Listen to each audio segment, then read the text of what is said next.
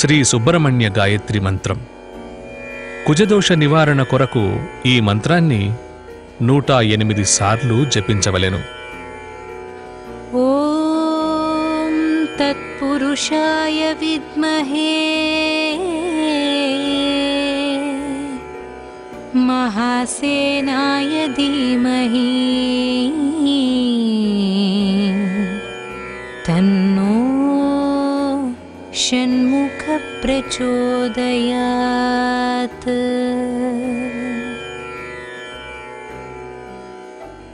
ఓం తత్పురుషాయ విద్మహే మహాసేనాయ ధీమహి తన్నో షణ్ముఖ ప్రచోదయాత్.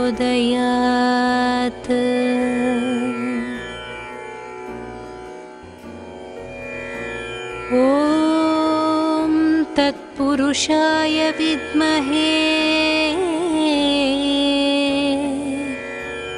మహాసేనాయ ధీమహి తన్నో షణ్ముఖ ప్రచోదయాత్.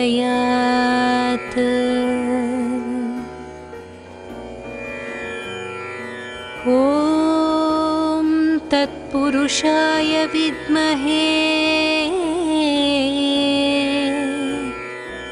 మహాసేనాయ ధీమహి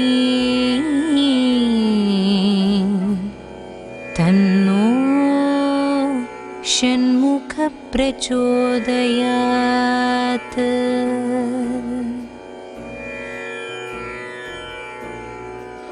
ఓం తత్పురుషాయ విద్మహే మహాసేనాయ ధీమహి తన్నో షణ్ముఖ ప్రచోదయాత్.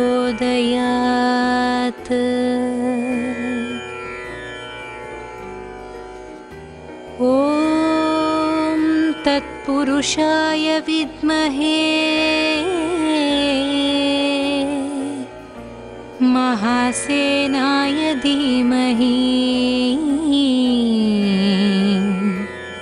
తన్నో షణ్ముఖ ప్రచోదయాత్.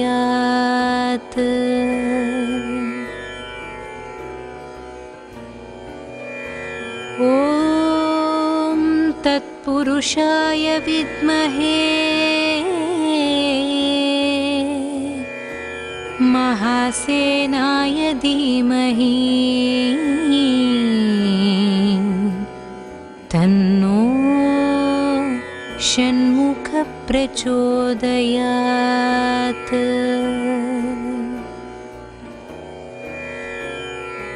ఓం తత్పురుషాయ విద్మహే మహాసేనాయ ధీమహి తన్నో షణ్ముఖ ప్రచోదయాత్.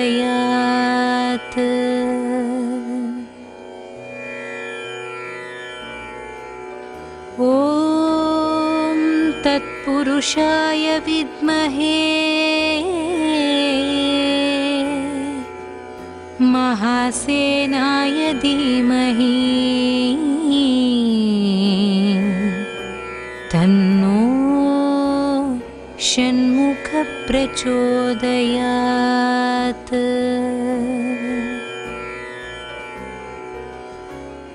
ఓం తత్పురుషాయ విద్మహే మహాసేనాయ ధీమహి తన్నో షణ్ముఖ ప్రచోదయాత్.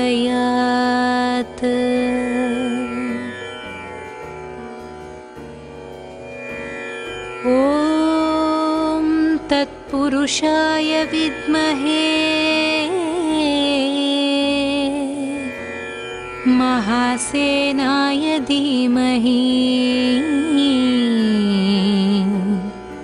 तन्नो षण्मुख प्रचोदयात्।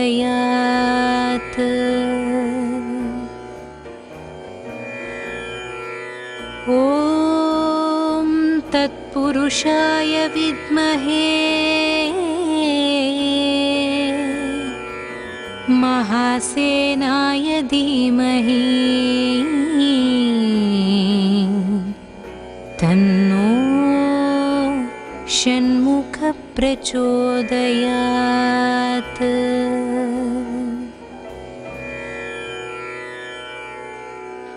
ॐ तत्पुरुषाय विद्महे महासेनाय धीमहि तन्नो षण्मुख प्रचोदयात्।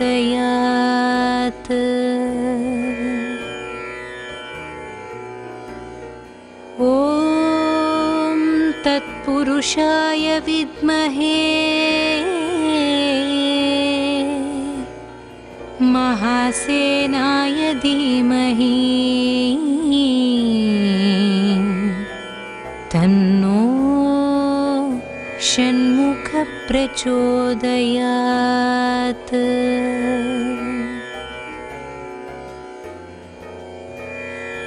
ॐ तत्पुरुषाय विद्महे महासेनाय धीमहि तन्नो षण्मुख प्रचोदयात्।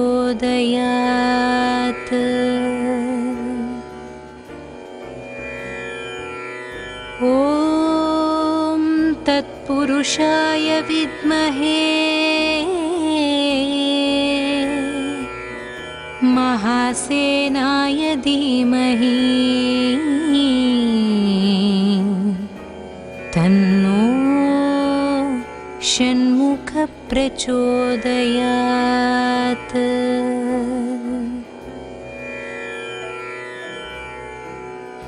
ॐ तत्पुरुषाय विद्महे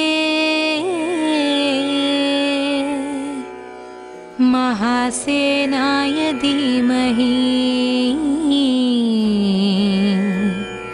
तन्नो षण्मुख प्रचोदयात्।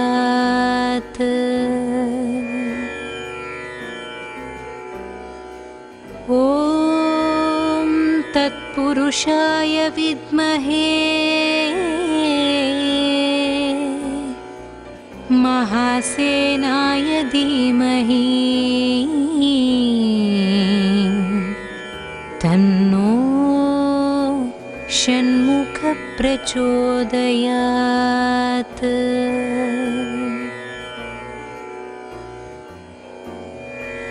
ॐ तत्पुरुषाय विद्महे महासेनाय धीमहि तन्नो षण्मुख प्रचोदयात्।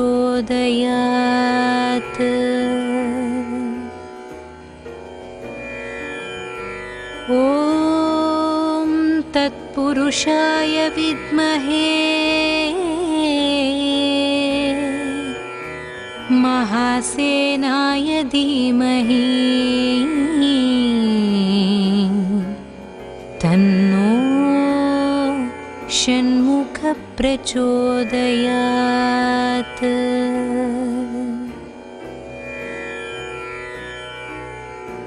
ॐ तत्पुरुषाय विद्महे महासेनाय धीमहि तन्नो षण्मुख प्रचोदयात्।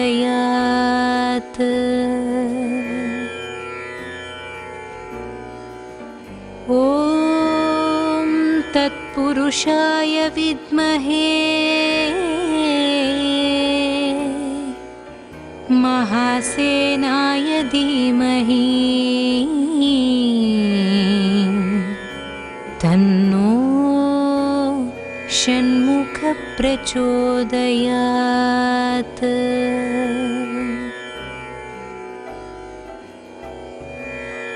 ॐ तत्पुरुषाय विद्महे महासेनाय धीमहि तन्नो षण्मुख प्रचोदयात्।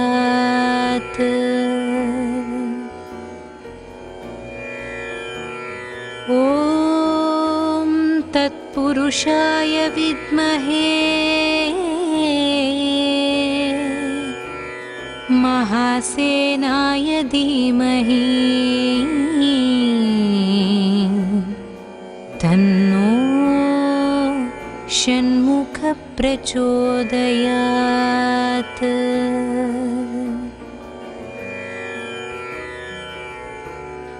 ॐ तत्पुरुषाय विद्महे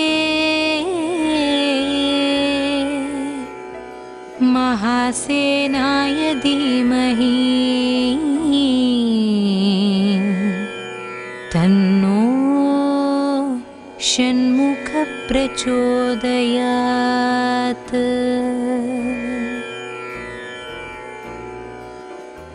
ॐ तत्पुरुषाय विद्महे महासेनाय धीमहि तन्नो षण्मुख प्रचोदयात्।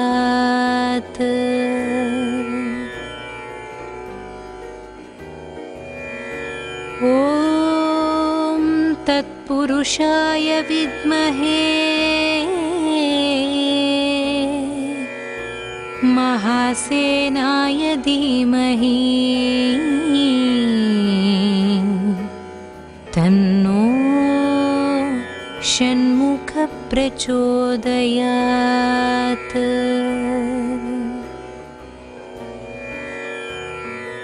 ॐ तत्पुरुषाय विद्महे महासेनाय धीमहि तन्नो षण्मुख प्रचोदयात्।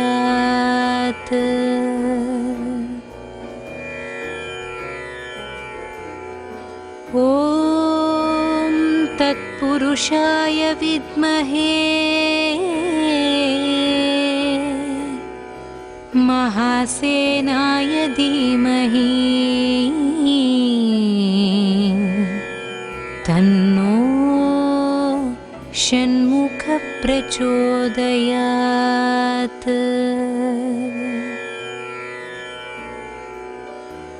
ॐ तत्पुरुषाय विद्महे महासेनाय धीमहि तन्नो षण्मुख प्रचोदयात्।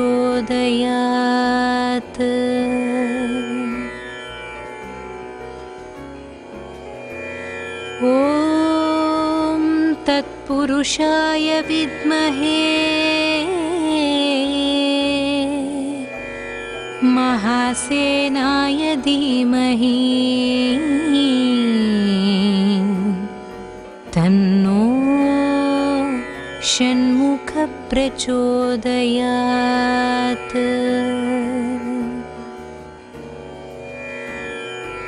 ॐ तत्पुरुषाय विद्महे महासेनाय धीमहि तन्नो षण्मुख प्रचोदयात्।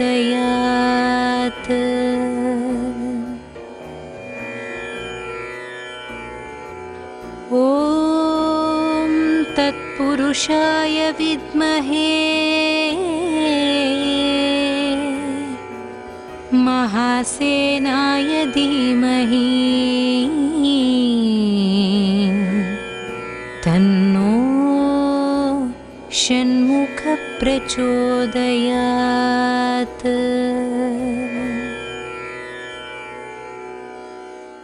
ॐ तत्पुरुषाय विद्महे महासेनाय धीमहि तन्नो षण्मुख प्रचोदयात्।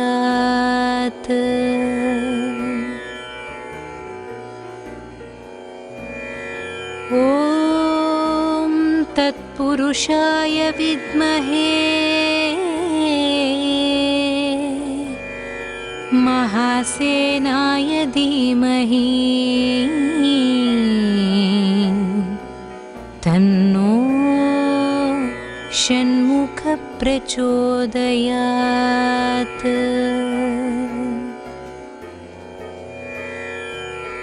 ॐ तत्पुरुषाय विद्महे महासेनाय धीमहि तन्नो षण्मुख प्रचोदयात्।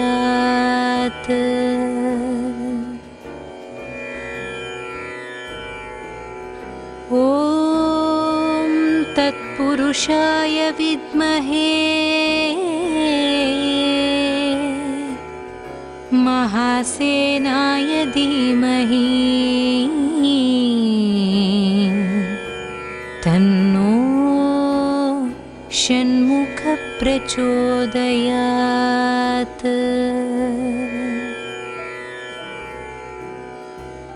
ॐ तत्पुरुषाय विद्महे महासेनाय धीमहि तन्नो षण्मुख प्रचोदयात्।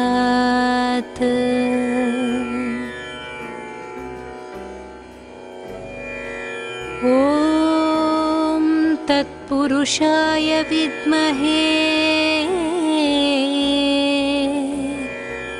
महासेनाय धीमहि तन्नो षण्मुख प्रचोदयात्।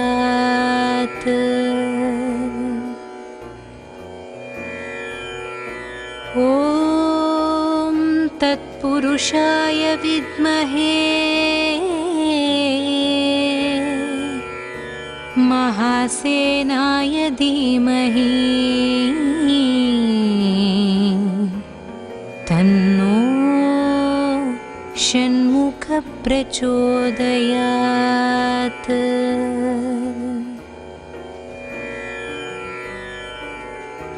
ॐ तत्पुरुषाय विद्महे महासेनाय धीमहि तन्नो षण्मुख प्रचोदयात्।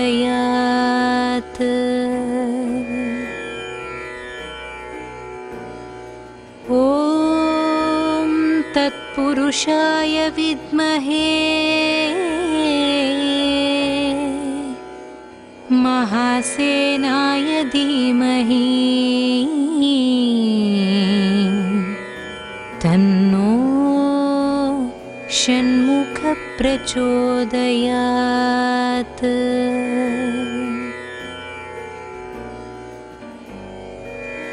ॐ तत्पुरुषाय विद्महे महासेनाय धीमहि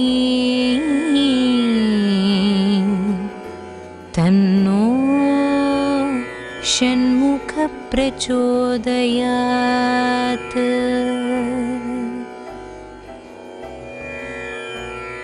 ॐ तत्पुरुषाय विद्महे महासेनाय धीमहि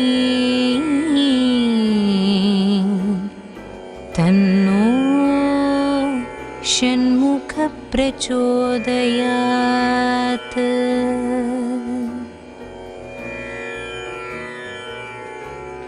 ॐ तत्पुरुषाय विद्महे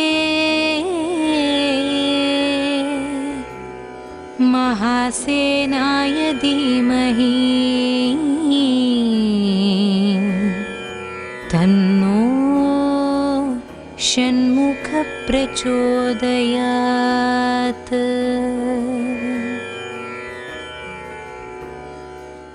ॐ तत्पुरुषाय विद्महे महासेनाय धीमहि तन्नो षण्मुखप्रचोदयात्।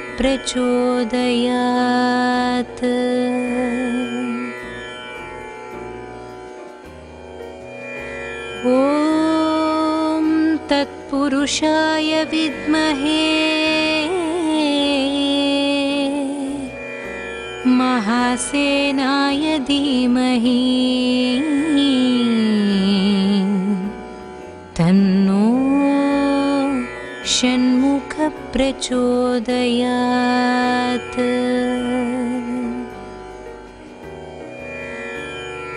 ॐ तत्पुरुषाय विद्महे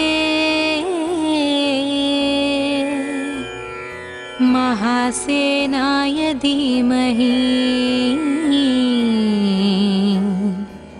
तन्नो षण्मुखप्रचोदयात्।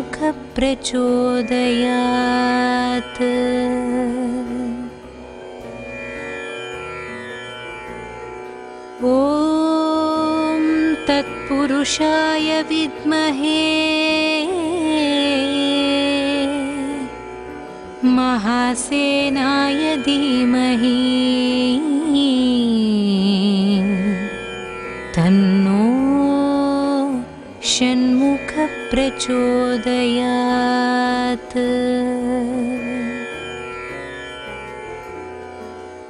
ॐ तत्पुरुषाय विद्महे महासेनाय धीमहि तन्नो षण्मुखप्रचोदयात्।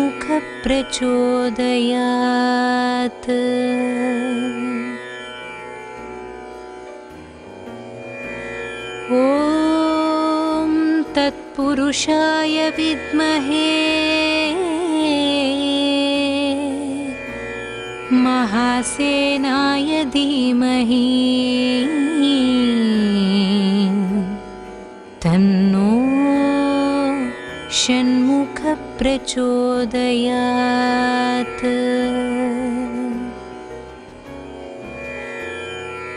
ॐ तत्पुरुषाय विद्महे महासेनाय धीमहि तन्नो षण्मुखप्रचोदयात्।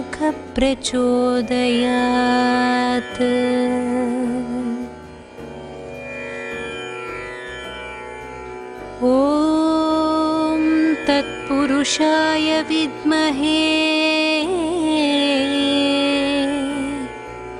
महासेनाय धीमहि तन्नो षण्मुखप्रचोदयात्।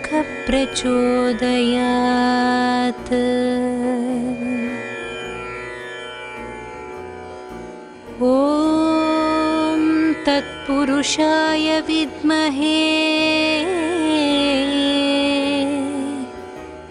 महासेनाय धीमहि तन्नो षण्मुख प्रचोदयात्।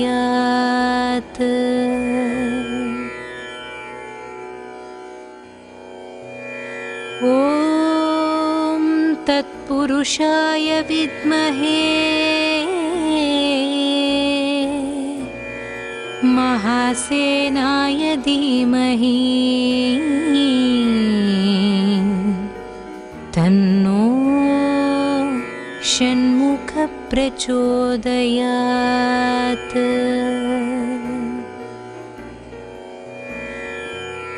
ॐ तत्पुरुषाय विद्महे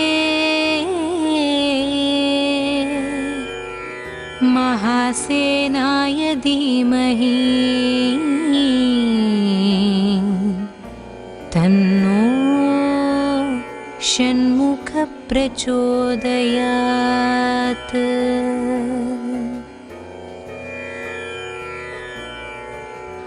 ॐ तत्पुरुषाय विद्महे महासेनाय धीमहि तन्नो षण्मुख प्रचोदयात्।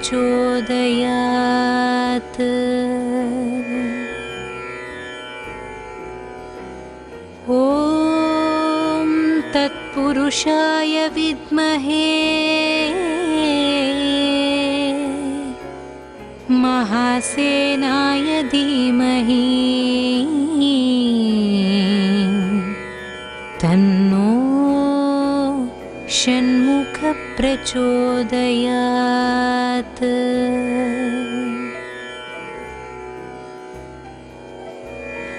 ॐ तत्पुरुषाय विद्महे महासेनाय धीमहि तन्नो षण्मुख प्रचोदयात्।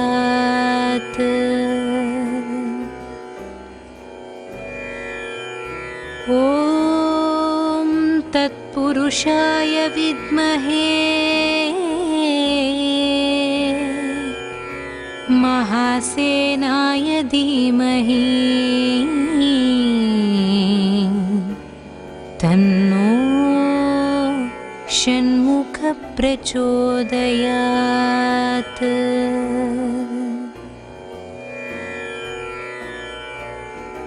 ॐ तत्पुरुषाय विद्महे महासेनाय धीमहि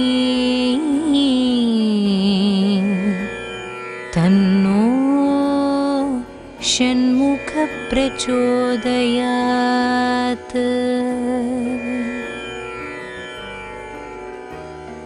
ॐ तत्पुरुषाय विद्महे महासेनाय धीमहि तन्नो षण्मुख प्रचोदयात्।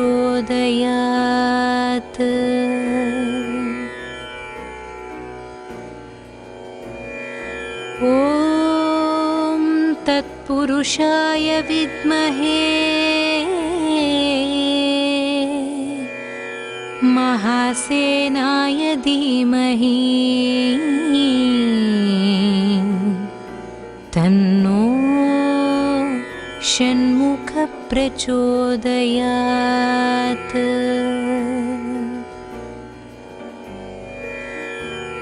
ॐ तत्पुरुषाय विद्महे महासेनाय धीमहि तन्नो षण्मुख प्रचोदयात्।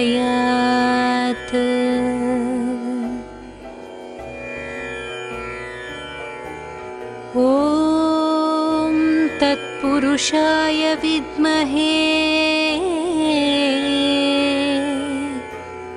महासेनाय धीमहि तन्नो षण्मुख प्रचोदयात्।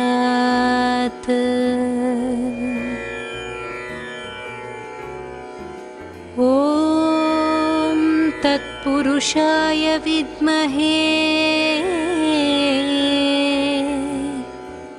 महासेनाय धीमहि तन्नो षण्मुख प्रचोदयात्।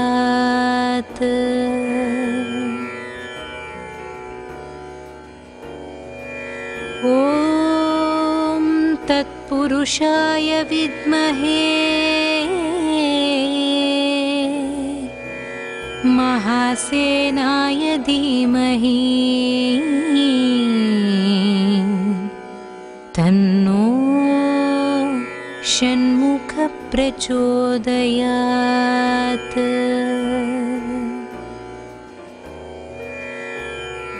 ॐ तत्पुरुषाय विद्महे महासेनाय धीमहि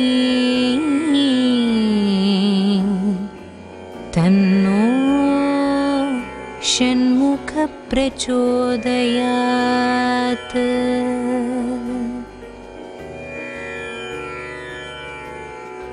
ॐ तत्पुरुषाय विद्महे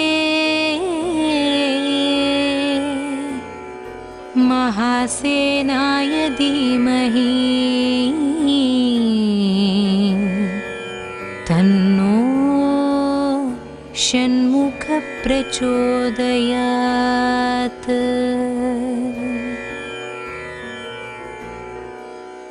ॐ तत्पुरुषाय विद्महे महासेनाय धीमहि तन्नो षण्मुख प्रचोदयात्।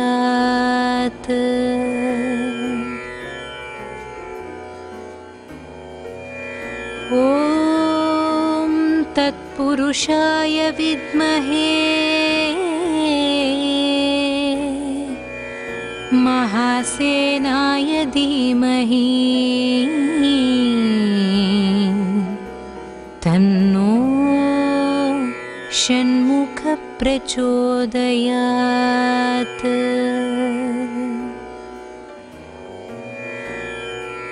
ॐ तत्पुरुषाय विद्महे महासेनाय धीमहि तन्नो षण्मुख प्रचोदयात्।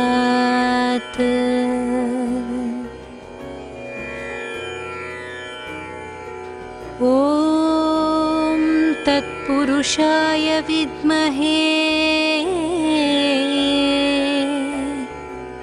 महासेनाय धीमहि तन्नो षण्मुख प्रचोदयात्।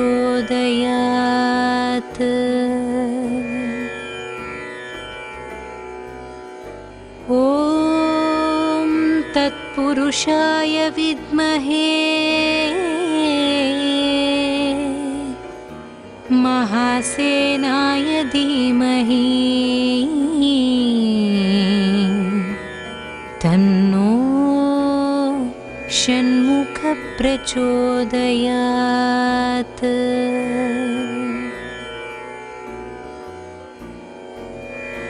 ॐ तत्पुरुषाय विद्महे महासेनाय धीमहि तन्नो षण्मुख प्रचोदयात्।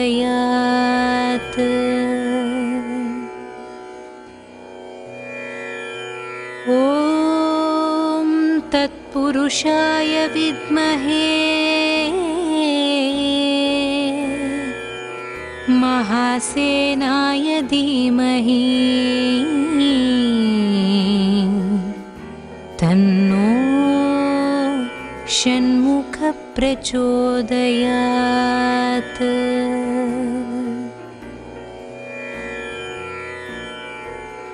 ॐ तत्पुरुषाय विद्महे महासेनाय धीमहि तन्नो षण्मुख प्रचोदयात्।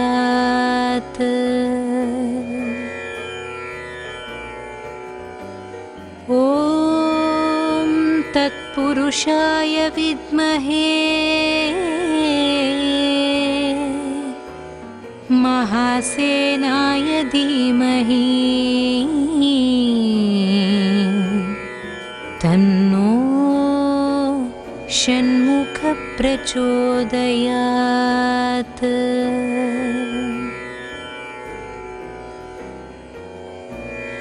ॐ तत्पुरुषाय विद्महे महासेनाय धीमहि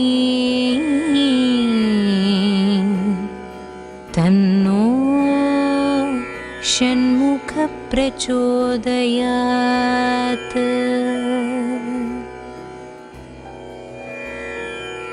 ॐ तत्पुरुषाय विद्महे महासेनाय धीमहि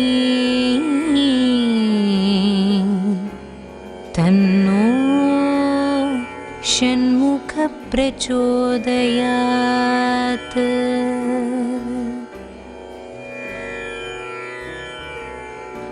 ॐ तत्पुरुषाय विद्महे महासेनाय धीमहि तन्नो षण्मुख प्रचोदयात्।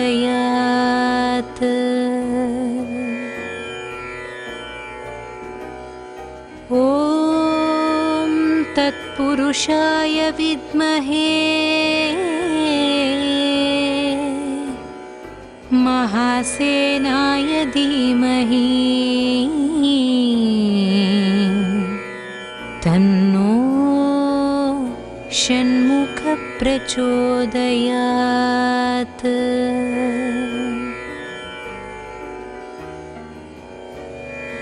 ॐ तत्पुरुषाय विद्महे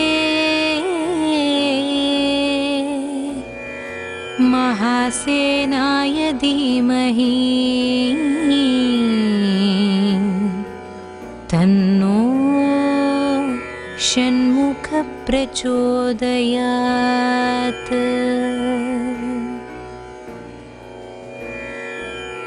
ॐ तत्पुरुषाय विद्महे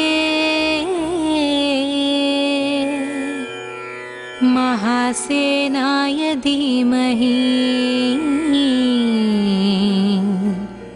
तन्नो षण्मुख प्रचोदयात्।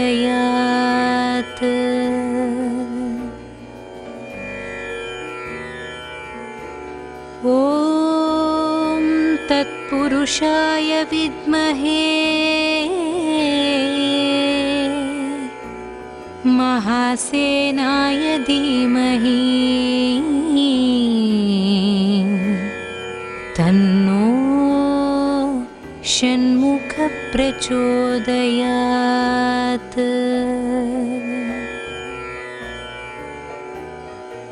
ॐ तत्पुरुषाय विद्महे महासेनाय धीमहि तन्नो षण्मुख प्रचोदयात्।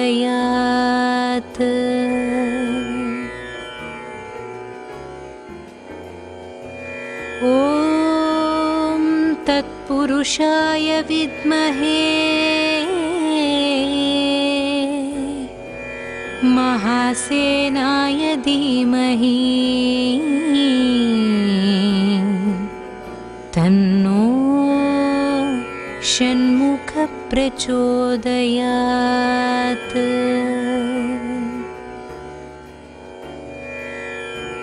ॐ तत्पुरुषाय विद्महे महासेनाय धीमहि तन्नो षण्मुख प्रचोदयात्।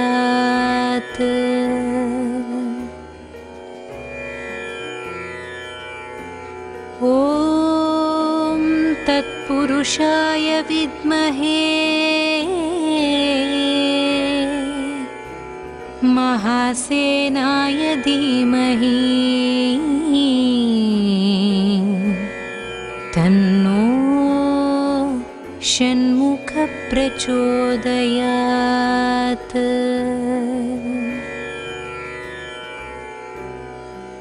ॐ तत्पुरुषाय विद्महे महासेनाय धीमहि तन्नो षण्मुख प्रचोदयात्।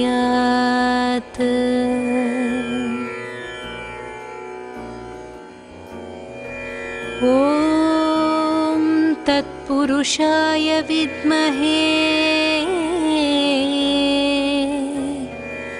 महासेनाय धीमहि तन्नो षण्मुख प्रचोदयात्।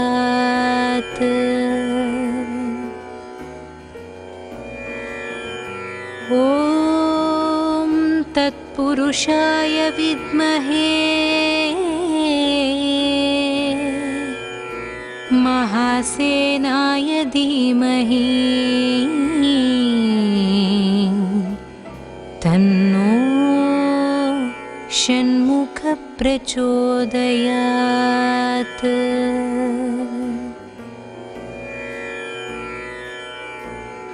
ॐ तत्पुरुषाय विद्महे महासेनाय धीमहि तन्नो षण्मुख प्रचोदयात्।